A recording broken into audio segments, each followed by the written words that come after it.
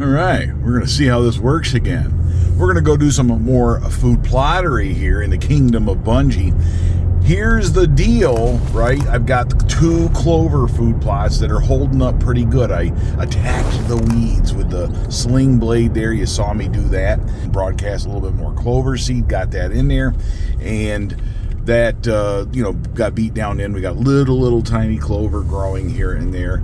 Do have a woodchuck problem, right? Not gonna lie, still got that woodchuck problem. I couldn't get on the thing. I sat in a tree stand one morning, actually overlooking that food plot, was unable to get any sign of a woodchuck, never showed up. So I didn't get a shot at that woodchuck. Bunjie was very disappointed, I gotta tell you. But nonetheless, I do have a backup plan because that woodchuck's going to go through and deforest a lot of that food plot, right? He's going to peel it back a little bit. There's going to be bald spots. There's going to be areas where we are, not feeding deer, not having enough food in there to attract deer. It is going to rain almost all day today, and I'm just trying to beat that rain, trying to get to the kingdom of Bunjie, get to that food plot before that rain comes, and hopefully we'll have an opportunity to get this seed on the ground. Some no-plow from Whitetail Institute. Now you might be thinking, oh no, don't put ryegrass in there, don't put these other products in there, don't plant brassicas in there, you're ruining your clover food plot. Not really. The clover food plot took great, right? Growing 6 inches deep. It looks fantastic. The stuff that's in this seed bag is going to love that. It will love the nitrogen that clover has put into the soil. So we're in good shape there. I really am excited about that. This stuff will grow. So here's the stuff we're using. It's got a big buck on the front, so you know it's going to work, right? But it is the no-plow. No-plow. So we don't have to plow. We don't have to own all that big equipment and all that fancy stuff. It is Whitetail Institute. They're a good company. Very good reputation in this kind of thing. So what you've got to do, a couple things on the back of this bag. Very nice. Everything you need to know right on the back of the bag. We know where we are located. We're right here. Right here. No, I'm just kidding. We're over here somewhere. But so the light blue is what we are. We're the light blue. So you can plant in August to September 15th. So we're right on time to plant this stuff. Timing is important with food plots, but if you look, see how it's going to rain? You want to get this stuff, you want seed to soil contact, but it's got to have some moisture. It's got to have some incentive to grow, and that rain is going to do that. This is going to beat this stuff right down into the ground today if it rains real hard all day, all afternoon like it's supposed to. And it will not only do that, but it'll get that seed to soil contact, but it'll also moisten up that seed so it'll grow, right? It'll start growing. And then we'll have a good food plot. The other thing that's important is this guy right here, this label. When you go buy seed, right? If you got one of these on the shelf and it's got like multiple labels stacked up on top of each other, like they keep putting up a new one on every year, that means this is pretty old seed. It won't have an expiration date on it, but they're supposed to put one of these on every year when they test the batch and put it on here.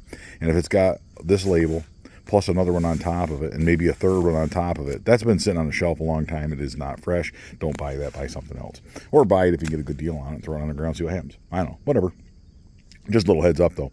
But if we look at what's in here, dun dun dun, ryegrass. Oh, I can't believe I'm putting that in the ground. It's an annual. You throw it out there. It's not going to poison your food plot. It is going to provide 26% of it. In fact, whatever that says is going to be the forage, right? So then we got the dwarf Essex rape. That is apparently another 20% of it. So 50% of this seed bag is this dwarf Essex rape and annual ryegrass. The difference, what's important about these two, right? These two are high germination rates, okay? And that means, and they're also small seeds that are going to get in the ground, and you don't have to plow them and till them under. They're going to grow for me. Dixie Crimson Clover is reseeding. Now, I think what that means is the purpose of this is next year, you won't have a bare plot. This stuff will seed and come in next year, right? Trophy Rape, that is, some other variety of it. Berseem clover, some more clovers. Those, I got lots of clover in there. Can't hurt to have more, whatever else. This stuff will generate a little bit of nitrogen and help out the other stuff, including this little radish. Fragiblaster radish. That's a cool name. Fragiblaster radish. I don't care. The important thing is radish, right? And then there's other stuff in here, whatever. But the big thing is, if I can get some radishes to grow, get a little bit of rape to grow, and get a little bit of ryegrass to grow, we have a pretty good mix, I believe, for white-tailed deer. I believe that will work. I think that's a pretty good mix. So we got kind of covering all of the bases. So Dunkin' Donuts iced coffee in hand, we're going to head down here and see if we can get this stuff on the ground. So here's where I'm thinking about putting the blind. It would sit on the ground here looking down through the opening of the woods here. And if you look right in here, there's a little opening I've cleared out over the years. Tried a food plot in there, not nearly enough light, primarily because of that hemlock tree. And there's a giant maple on the other side of that, like a 300-year-old maple. And I don't want to cut that, so we'll leave that alone. But I might broadcast a little bit of the seed in there, see if some of it will grow, get a little bit of a staging area in here in that opening. But then it opens out into the field here, and the well-pad food plots over here. So I was thinking of this. This is a nice opening, right? Nice shot. And if you look right over here, we have a trail camera. I'm going to zoom in for you. There is, if you look closely, zoom in even more. How's that? There's a trail camera, and it's looking at a mock scrape. Look at that. Now that mock scrape, that licking branch is way too high. Okay, but there is a mineral rock over there. I think right there's the mineral rock. So I do get some pictures. I get some does, get a few bucks on there. Nothing special, but that is a nice shot, and it's a good setup. Now the mineral rock has to come out here at the end of the month. I'll bring a bucket down and take that rock out and then dig the surface of the dirt out as well, because you can't have that residue. You can't be attracting deer and inviting them to this property. That's what the food plot's for. But that's a nice little shot down through there too, and I can shoot, I think, all the way out to 55 yards if I was so inclined. I'm not saying that's what I want to do, but I'm saying that opportunity might exist. But if that buck comes in here, right, a big old buck comes up out of these hemlocks down in here, down by the creek or the swamp, and comes up through here and makes his way, or even comes from over here in the maples, right? Oop, let's go the other way. Over here in the maples, where you look at that, it's wide open, but if a buck were to come through here and make his way toward that food plot and not want to go out into the opening, not want to go out into the food plot where he's going to get shot and exposed, instead he wants to mill around here until dark, he can mill around here, work the scrape, and maybe I get a shot at him. So here's one opening going out into the well-pad food plot is right over there, and I've walked down here. You can see I'm a lot closer to the camera in that scrape. If you look, there's a lot of bare ground here where I can probably throw some seed. I doubt much of it's going to grow, but I will try to broadcast some of that here if I have some left over, and then I'll walk through here a little bit and see if I can get something to grow out in there a little bit too, and we'll just see what happens, and we'll leave some of that seed on the ground. This is a 5-pound bag of this stuff, so I really don't have to worry about running out. I'm really just looking to top seed the clover food plot, so shouldn't take too much seed to do that. So this is the well pad food plot. You can see the well pad up there in the background. It may not look like much, but there is a lot of clover in there. There's some weeds too, daisies and stuff like that, but the grasses pretty much are taken care of. The worst of them died off for me. You can see clumps of dead grass where the biggest of the grass died off. There is some smaller grass in here. It wouldn't hurt to spray it again. I'm not gonna. And then you got some of it creeping back in from the side. But nonetheless, though, weed whacking that I did, this went from just a grown-up mess. It looked just like the rest of the field almost, right? And I had broadcast some clover in here, and that took, and we really got our money's worth. Once I got those weeds off of here, piled them up, then I just pitchforked them off and threw them in piles over on the sides and stuff like that, and wow, the clover is back. So this is really good. This will attract deer. I'm just going to fill in the bare spots, I think, on this with some of this other seed and see what happens, right? Let that get in there and let the clover work it. I might broadcast the whole thing. What the heck? We'll go around it. I'm just going to go around the entire perimeter of this plot and broadcast in, and then try and broadcast the best I can into these dead grass spots to make sure those get lots of seed. And we will have a banner plot come fall. Pretty good looking stuff.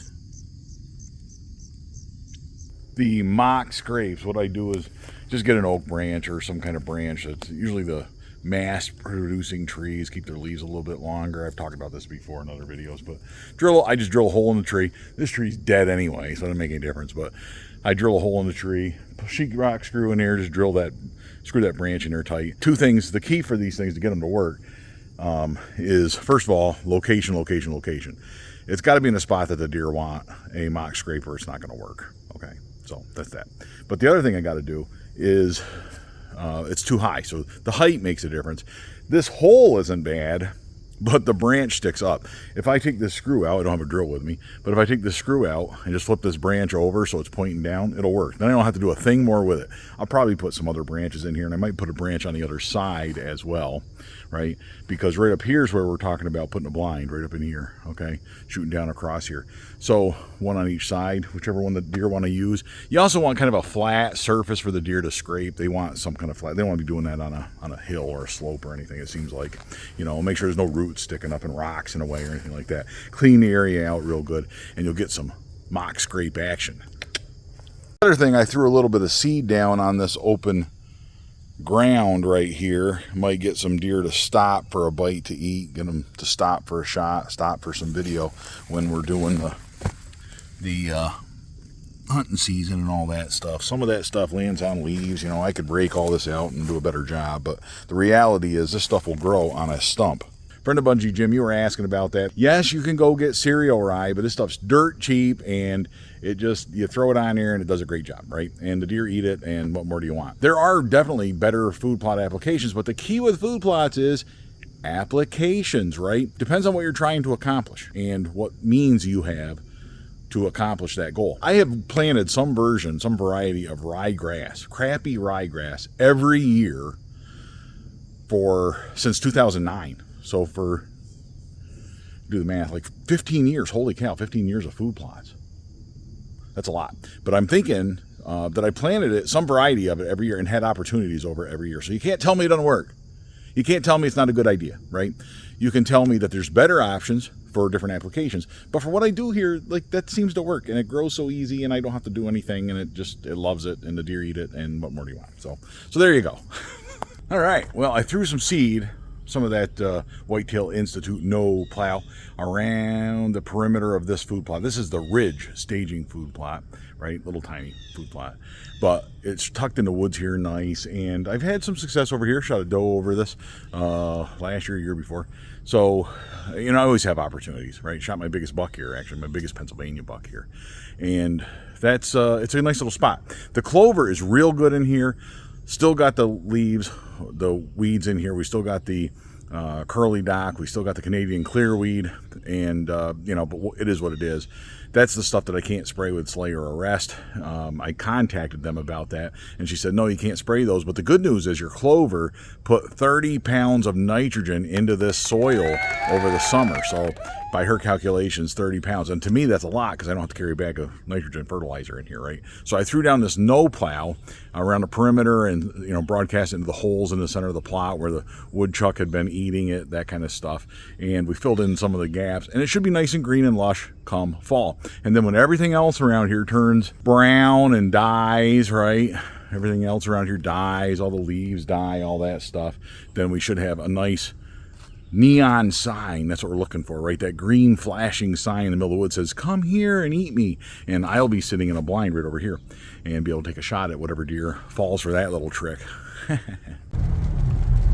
Oh yeah, it is raining. It's raining, and I'm on my way back. And it's raining. How cool is that? That means all that seed's getting the water it needs, pushing that seed right down there to the soil, getting the seed to soil contact just like you want. And boy, is that a good sign. It's going to rain like this all day, I hope, and just push all that seed down. Hopefully not wash it all downhill.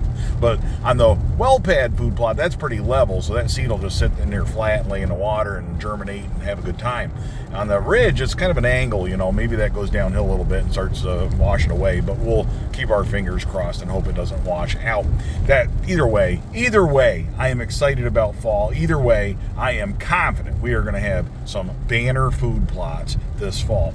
Let me know your thoughts on this. Let me know what you are doing to get ready for the upcoming crossbow seasons. And until next time, all hail Bunjie. Oh yeah.